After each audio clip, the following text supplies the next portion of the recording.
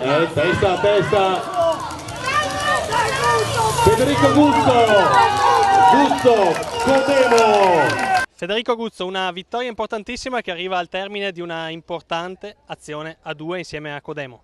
Sì, è stata una gara molto tirata, siamo partiti nel Mangiabevi della presa 15 e è stata una gara davvero dura, devo ringraziare anche Marco per la fuga.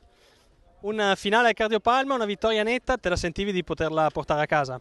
No, non me la sentivo perché negli ultimi chilometri sentivo le gambe che stavano perdendo i crampi, però ci credevo fino in fondo e ad arrivato sono molto contento. Codemo, secondo classificato, contro il tuo compagno d'avventura, oggi non c'era davvero nulla da fare. Beh, lui è stato bravissimo, complimenti a lui.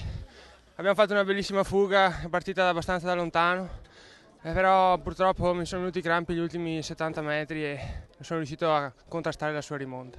Davide Martini, terzo posto qui, secondo domenica scorsa, la condizione c'è, manca solo la vittoria. Diciamo che oggi la puntavo molto come questa gara, farla bene, solo che diciamo, è stata un po' giocata male perché io e i miei compagni ci siamo un po' lasciati andare e la fuga è arrivata. Io comunque ho provato a tenere bene lì il gruppo, solo che ho vinto la volata e ero terzo e ormai è andata. Presidente, una manifestazione che ha colpito nel segno, ha regalato spettacolo in una splendida giornata di sole.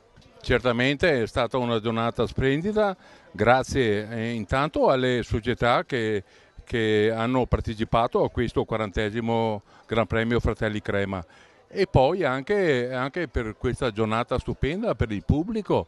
A mio avviso è andata non bene ma di più e di conseguenza mi auguro che anche il prossimo anno per rilanciare il ciclismo, perché il ciclismo è vita, è sport, è movimento.